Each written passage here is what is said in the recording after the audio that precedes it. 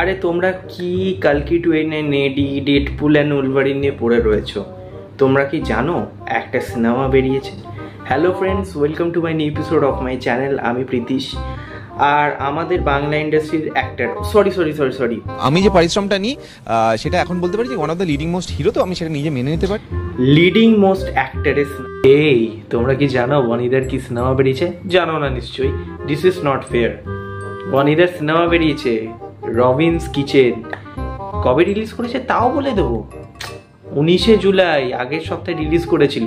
হ্যাঁ, ওই সিনেমায় যে ওই পোস্টার লাগিয়েছিল শুক্রবার, শনিবারে পোস্টার তুলে দিয়েছে, এরকমই একটা সিনেমা, মানে legendary cinema of Robbins kitchen.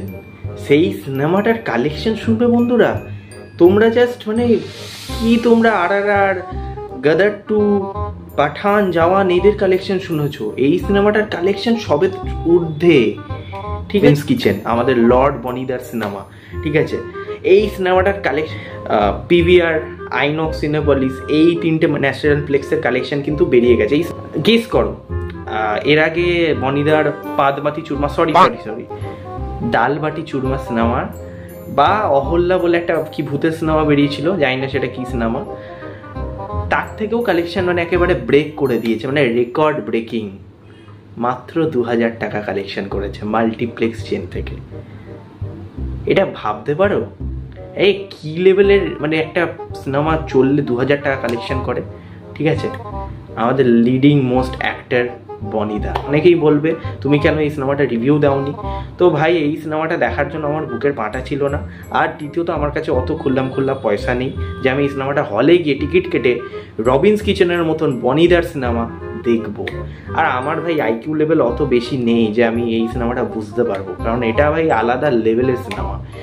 এই সময় আমরা দাঁড়িয়ে সিনেমাটাকে খিল্লি করব, কিন্তু আগামী 30 বছর পর যখন কলিযুগ শেষ হয়ে আসবে, যখন সব কিছু একদম ডিস্ট্রয় হয়ে যাবে, লোকেদের আইকিউ লেভেল আরও বেড়ে যাবে, তখন এই সিনেমাটা নিয়ে আলাদা রকমেরই আলোচনা হবে এবং এই সিনেমাটা অস্কারে নমিনেশনও হতে পারে এবং জিতেও যেতে পারে। এই যে বাংলা ইন্ডাস্ট্রিতে আমরা বলি সিনেমা চলে না, সেটার একটা বড় কারণ হচ্ছে এই বনির মতন অ্যাক্টরদের জন্য। ঠিক আছে, এদের সিনেমা এই যে কালেকশন করেছে, এরপরে যা বাংলা ইন্ডাস্ট্রিকে নিয়ে ট্রোল করবে লোকেরা, সেটা বলার মতো না। পাশাপাশি কিন্তু অযোগ্য, বুমেরাং, এটা আমাদের গল্প, এই সিনেমাগুলো ভালো কালেকশন করেছে, কিন্তু সেইগুলো নিয়ে লোকে কথা বলবে না, বলবে হচ্ছে এই কালেকশনটা নিয়ে। স্বাভাবিক, এই কালেকশন তো আর কোনো ইন্ডাস্ট্রি করতে পারে না। একদিকে ভালো, কিন্তু আমার নিজেকে লিডিং মোস্ট হিরো বলাও কিন্তু একদিকে ভালো, কারণ এই যে যারা ফ্লপ স্টার রয়েছে তারা কিন্তু বনির থেকে একটা বড় ইন্সপিরেশন নিতে পারবে, যে ফ্লপ সিনেমা দিয়েও কিভাবে নিজেকে লিডিং মোস্ট হিরো বলা যায়। দারুণ দারুণ একটা ইন্সপিরেশন, মোটিভেশন দেবে সেই সব অ্যাক্টরদের জন্য। আর কি বলবো, তোমরা যারা রবিনস কিচেন সম্বন্ধে জানো না, তোমরা বড় রকম কিছু মিস করলে। 2000 টাকা কালেকশন করেছে, বুঝতে পারছো? হলে হয়তো 8-9 জনও হয়নি টোটাল সপ্তাহে। ঠিক আছে, এক সপ্তাহের মধ্যে হলে হয়তো 8-9 জনও হয়নি। এবার অনেকেই বলবে এই সিনেমাটা তো মাল্টিপ্লেক্স চেনের তুমি কালেকশন বলছো, বাকি সিঙ্গেল স্ক্রিন তারপরে লোকাল যে মাল্টিপ্লেক্স আছে সেখান থেকে কত কালেকশন করেছে তোমরা হল লিস্ট দেখে নাও।